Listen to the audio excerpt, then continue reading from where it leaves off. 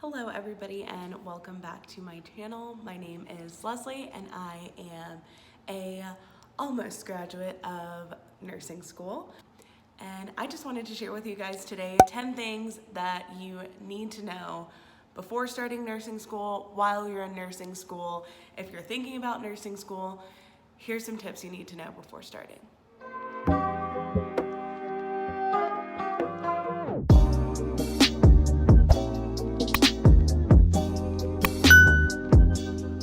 I would like to let you guys know that this is our first video collaboration. So I will be collaborating with my friend Kata. We met on Instagram and now we're YouTube friends, and hopefully one day after quarantine we will be real life friends. So I'm gonna give you 5, but for the other 5, you'll have to go to her channel. Her channel, a little text bar right here, and it's My Inner Cataclysm. She is amazing. She gives great tips. She has amazing study sessions on her Instagram, so go follow her. We do Instagram live study sessions. So if you have any questions, please feel free to reach out to me or her. We are here to help you guys. But without further ado, let's get started. So my number 1 tip for starting nursing school is that you have to have a planner. If you've already started nursing school and you don't have a planner, you should get one ASAP. So I have gone through a bunch of different planners. I've tried a ton. I've done the Happy Planner, Erin Condren, which I stuck with for a long time. And now I have the Plum paper planner. I have the really big one. You don't have to get one this big, but anything where you can write absolutely everything down. I'm talking the chapters you're going over that week, the assignments you have coming up, all of your test dates, and even outlining what days you want to study what chapters or what you go over in class. So usually what I would do is start with a monthly overview and take your syllabus, line it right up next to it, and then write all of your assignments, everything you're going over for the week on a little post-it note. And depending on the number of chapters, you can go and outline, okay, so we're doing 5 chapters this week. I want to do a chapter a day, and then the last 2 days leading up to the test, I want to review all of the information. So having a planner will keep you organized, especially when you're doing so many other things that are outside of school. So number 1, get a planner. This is mine. My planner actually has, it's a little extra because I'm extra, but each day it has priorities, your to-do list, all of that good stuff. And I also have a video on that, so we will keep on rolling. So tip number 2 kind of goes with number 1, is to make a schedule. With everything going on in your life, you're gonna forget what you need to do and when. So pick when you wake up in the morning, or if you're a night person like I am, I'm a night shifter. Whenever you wake up, make a list of the top 3 things that you want to get done for the day. These 3 things are non-negotiables, things that have to get done, things that are due today, things that are due tomorrow. So have those 3 things written down where you can see them where you're working. So I will wake up, I'll get my coffee, get whatever kind of caffeine I need for the day, and I will sit down and I'll write out the top 3 things that I want to do for the day. Next, I will kind of guesstimate what will take me the most time and kind of plug in little hourly blocks of what I want to do. I know personally I cannot study for longer than probably a 4-hour stretch, and I don't do 4 hours straight. So I will do 45 minutes of studying and 15 minutes of a break. You could do 30-10, just do it for the duration of 4 hours. That's as long as I can focus without having to get up and do something else. So on a more busy day when I'm not home studying, I will actually write my work schedule, if I'm studying before or after work, when things are due, and I really try to put things on my top 3 list that are due tomorrow or due in the next few days, so I get those done and it's not 11:58 and I'm rushing to turn things in. I know you know what I'm talking about. Number 3, learn to prioritize. So I worked all throughout nursing school.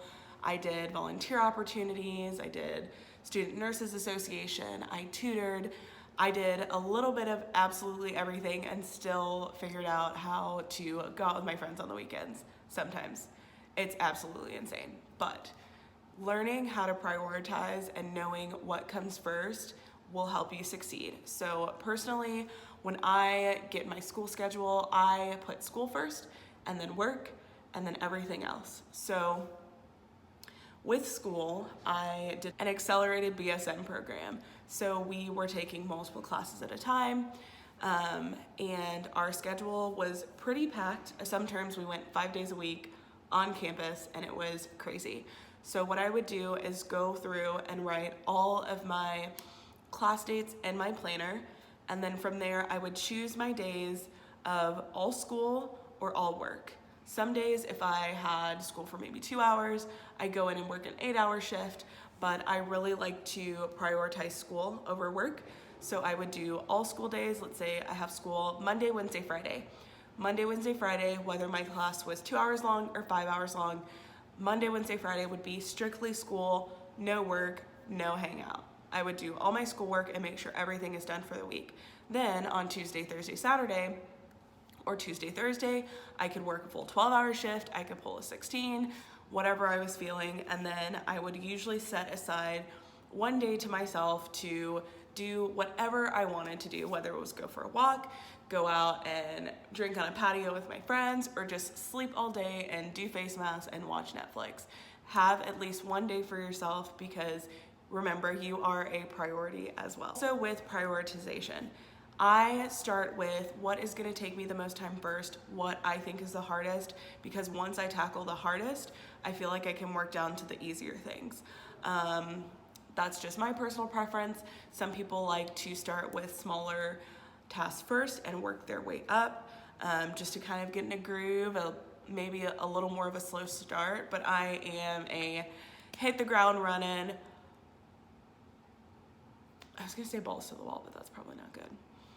But I am more of a hit the ground running, head on, let's crush it and get it done. So I start with what's gonna take me the longest first. If it's a 10-page research and nursing essay that I haven't started, I'm gonna do that first. If it's cramming 5 chapters into my brain before a critical care lecture, I'm gonna do that first, and then I'll go and do all the little ATI assignments last.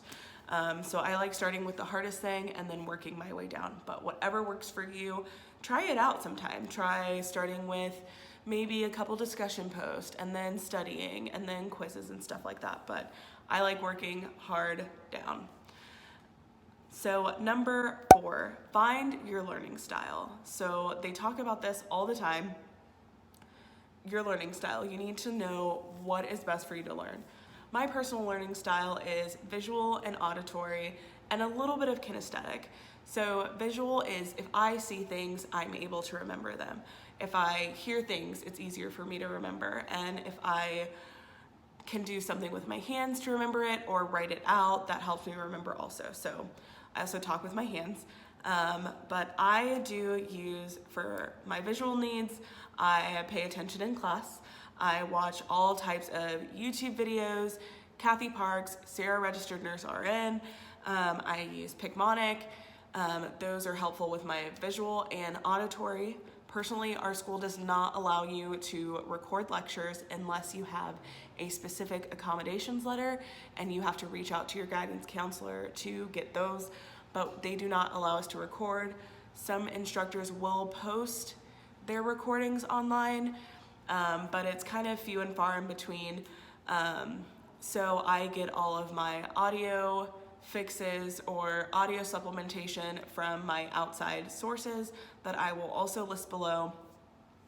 And then kinesthetic, I rewrite all of my notes. If you have watched any of my other study with me videos, how I study videos, I use GoodNotes on my iPad 10.5 and the Apple Pencil. So I rewrite all of my notes. You'll see me rewriting them on paper, you'll see me writing in the book, and you'll see me finally ending with them in my iPad. I love my iPad. It helps me save so many trees, but I get my kinesthetic fill from that. If I write things over and over again, it definitely helps me remember. So just try out a couple things and see what works for you, or try all 3. If you go through and hear it in class. You go through and find other supplementation that's visuals for you, and then you write it out again. You're getting the information 3 times and it will stay in your brain, or it is more likely to stay in your brain. Number 5 is have a small study group. I mean small, like teeny tiny small. I am a people person. I love interacting with others. I want everyone to feel included all the time, but something that I cannot do is study in a big group of people. It makes me very anxious. I get really nervous. All my thoughts start spinning in my head. And what usually happens if you have a group of more than 5 people, I'm gonna be generous and give you 5. But if you have a group of more than 5 people, there's so many different angles of seeing things that at the end of the day, you walk away and you have no idea what happened and you feel like you wasted 7 hours of your life. And we don't want to do that because our time is precious. So I personally study in a group of usually 3, maybe 4, but my friend Jessica, my friend Chelsea, those are the ones I usually study with. And how study groups should work, in my opinion, is we first find someone who is, or find a couple people who are equally as motivated. So I am a very self-driven person, but I also feed off of other studying, which is why I watch a bunch of study with me videos, because I feel like I'm there with you. I love it. Let's do it together. But find people who really want to do good, people who desire to do well, people who maybe it takes them the same amount of time as it takes you to kind of get information in my head. So some of my closest friends do not study. They can hear it one time and they're good, ready to go. They can remember it. My best friend literally says finesse. He finesses it. So sometimes he studies, sometimes he doesn't. He's a great student and that works for him. Me personally, I have to spend hours and hours and hours drilling this stuff into my brain, using all of my learning styles together to get the same grade. And that is okay. That's totally okay. That's totally fine. Just know that that is how your brain works, and don't try to surround yourself with people who can just hear it. So finding people who are equally as motivated, have similar learning styles to you, similar study processes, will be very, very helpful. So what we do is we'll plan a time to meet. We will go somewhere that isn't too quiet, where if we talk, people are staring at us like, shh, be quiet. But somewhere also not too loud. So usually we end up resorting to a Starbucks or another coffee shop that's not as popular. And we will spend, depending on how much time we have, we will spend a couple hours reviewing alone and then a couple hours reviewing together. So sometimes we'll break it into an hour of alone review, and then 30 minutes of all together. And then we'll take what the important things that we've all seen and go back and study it on our own. Things that we aren't getting, we'll go back and study that on our own. And then after an hour studying alone, we'll come together again. We'll review what we've learned, see if we can teach each other something, and then we'll take a break, maybe do some practice questions, and come back and teach some more similar topics that we're getting.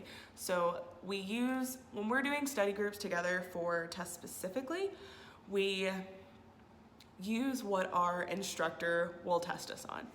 So for NCLEX, I am using outside resources. For NCLEX, I'm using all kinds of resources all over the globe, all over the map. It's all over the place. But for my critical care class, for example, we knew specifically she would be testing us out of the Med-Surg textbook, Lewis, that's it. So we would look at those, do practice questions on those, and come back and teach the information that's in the book.